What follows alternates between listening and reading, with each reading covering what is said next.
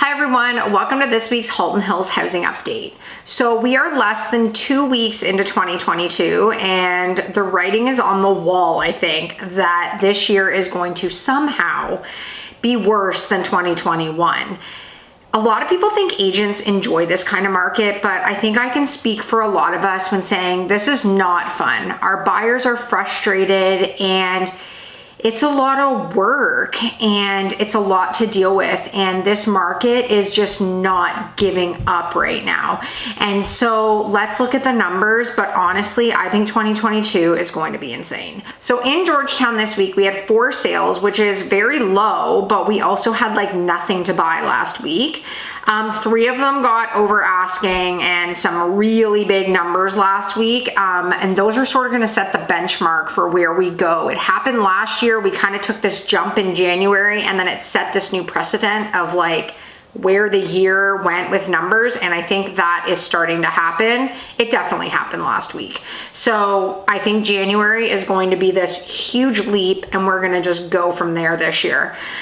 In terms of new listings, we did have 9 new listings come up in Georgetown, so that's good news. I mean, we had some come off the market, so our inventory isn't up huge, but 9 new listings is a good sign that at least we're getting some new stuff.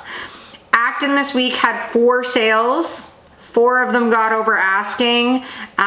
There was an influx in inventory in Acton last week, but pretty much it's all gone this week. There was only 1 new listing last week, so really things are really scarce still. Just not enough coming on the market.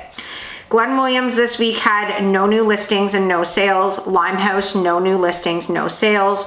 The rural market saw 1 sale and 2 new listings. When we're looking at our properties that sold last week, on average, the properties are getting 15% over list price. So we have some big numbers happening. And like I said, we're just setting this benchmark for prices to just take off in 2022.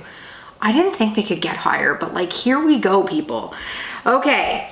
Active inventory remained the same this week. In all of Halton Hills, we have 29 listings available. Georgetown this week is up to 13 new listings, which is still scarce, but it's up. So let's just keep going that way. Under 700,000 is down this week to only 2 active listings. 700 to 800,000. This price point has not had a listing in a long time. It has 1 active listing. 800 to $1 million is also up slightly to 2 active listings. These numbers are still so low. Like when we look at Georgetown, there's only 3 freehold properties available under $1 million.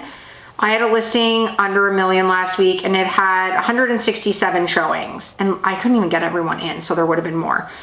Under that $1 million plus, there are so many buyers to satisfy and we just are not gonna have any kind of inventory coming up to be even close to meeting that demand. So these are the things that are happening that are just indicating that 2022 is not going to slow down. Acton this week, we are down to only 3 active listings. There's 1 at 900,000 and then we jump right up to 1.5 million. 2 of them are sitting there. So Acton is back down to being very scarce in terms of inventory. Glen Williams has 1 active listing. The Limehouse market still has no active listings. And the rural market is up slightly to 12 active listings.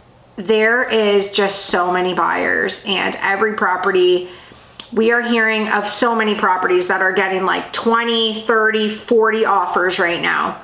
Those buyers, I mean, we do have some new buyers entering the market, but a lot of those people are leftover from 2021 that had no success in securing a property, and now prices are going even higher. And so we are just in a serious predicament here, and I don't think we are anywhere near it changing.